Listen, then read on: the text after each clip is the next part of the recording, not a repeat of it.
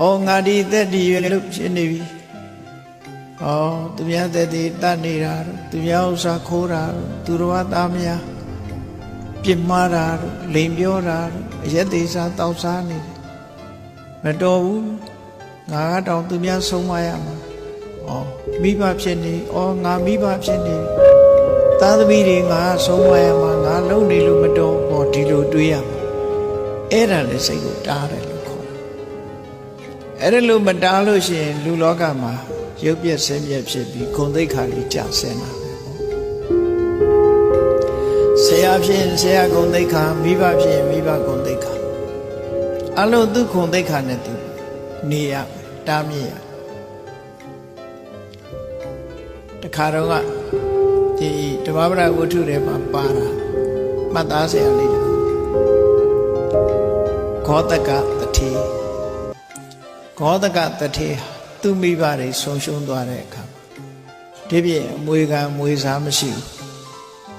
ပစ္စည်းဥစ္စာတွေအလုံးသူတယောက်တည်းပဲအမွေခံဖြစ်တယ်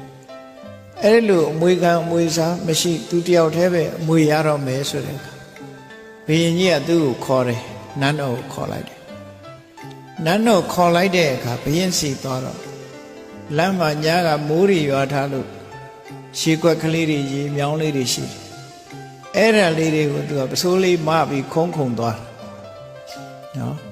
ခုံးခုံသွားတာလူငယ်လူရွယ်ပေါ့အသက်အရွယ်လည်းသိပ်မကြီးသေးတော့ရေမြောင်းနဲ့ဆင်းတော့ခုံးသွားတာတော့ဘုရင်ကြီးကသူလာတာကိုကြည့်ရေမြောင်းလေးတွေကိုရေကွက်ကလေးတွေကိုခုံးခုံပြီးတော့လာတယ်သူရောက်လာတဲ့အခါကျတော့ဘုရင်ကြီးစီခါသားဝင်ဘုရင်ကြီးကပြောတယ်အေးမင်းဖေသေးသွားပြီဆိုရင်မင်းဘာမှစိတ်မပူနဲ့မင်းကိုငါတထေးရလူပေးမယ်အမွေခံအမွေစားတပြားလူမရှိဘူးရှိသမျှစီးစိမ်နေမင်းကိုငါတရက်ဝဲတထေးခန့်ပြီးတော့မင်းမိဘစီးစိမ်နေခံစီမံခန့်ခွဲနိုင်တဲ့တထေးဆောင်ထီးနဲ့ရှေးတုန်းကတော့တထေးရလူခန့်နေဆိုတထေးဆောင်ထီးကိုအမှတ်တရအနေနဲ့ပေးလိုက်တာပေါ့နော်ခုခေတ်ဆိုရင်တော့လက်မှတ်ပေးပါပေါ့အေးတထေးတွေဆောင်းရမယ်ထီးမျိုးငါပေးမယ်လို့ဘုရင်ကြီးကခေါ်ပြောတာဘုရင်ကြီးကခေါ်ပြောလိုက်တဲ့အခါသူတထေးဖြစ်တော့မှဆိုတာသိသွားတယ်အဲ့လူကပြန်တဲ့အခါကျတော့ခုနအလာတော့ကရေတွေခုံးခုံသွားတာမခုံတော့ရေထဲဆင်းပြီးတော့အိန္ဒြေယရသွား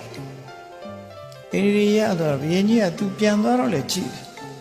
ဟာဒီကောင်ခုနတော့ကလို့လမ်းမှာဆော့ပြီးတော့မလာဘူးအခုအိန္ဒြေနဲ့ပြန်သွားတယ်ပြန်ခေါ်စမ်းဆိုပြန်ခေါ်ရောက်လာတဲ့အခါကျတော့မင်းလာတော့ကတော့ဒီရေခွက်တွေခုံခုံလာတယ်အခုကျတော့ဘာလို့မခုံရှင်မင်းကြီးကကျွန်တော်မျိုးကိုတထေးရသူပေးတော့မယ်ဆိုတော့ကျွန်တော်လူကြီးဖြစ်သွားပြီ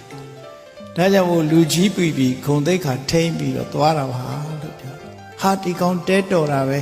ဒီကနေ့ပဲတထေးစီထောက်တထေးတွေဆောင်းတဲ့ထီကိုအနှင်းမယ်ဆို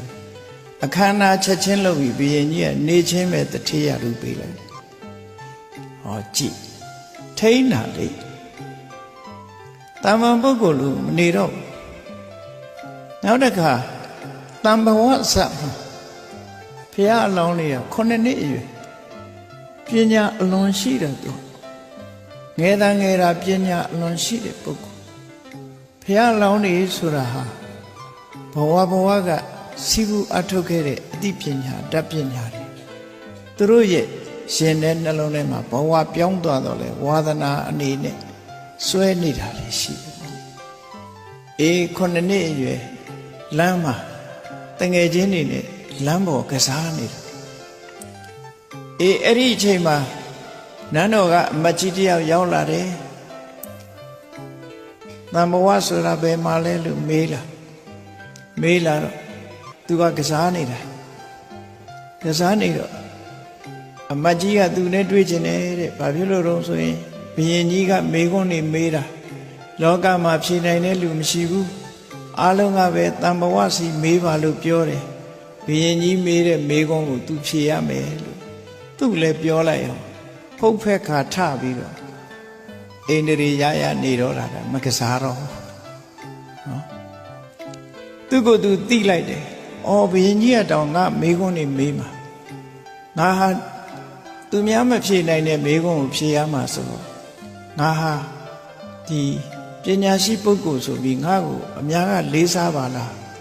သူတို့နဲ့တန်အောင်ငါနေမှပဲဆိုပြီးအိန္ဒြေရရတယ်9 နှစ်အရွယ်ကလေးလေးကအဲ့ဒါလို့အမူအရာချက်ချင်းပြောင်းသွား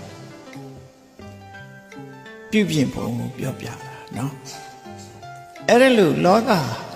ကိုယ်ဂုံနဲ့ကိုယ်ဒရတ်နဲ့ထိုက်တန်အောင်စိတ်ဓာတ်ကိုပြုပြင်ပြောင်းလဲပေးရမယ်လို့ဒီလိုဆိုလို့တယ်ကမ္မထာထုတ်ပြီးပြောင်းတာကတစ်မျိုးအတွေးခေါ်နဲ့ပြောင်းတာတစ်မျိုး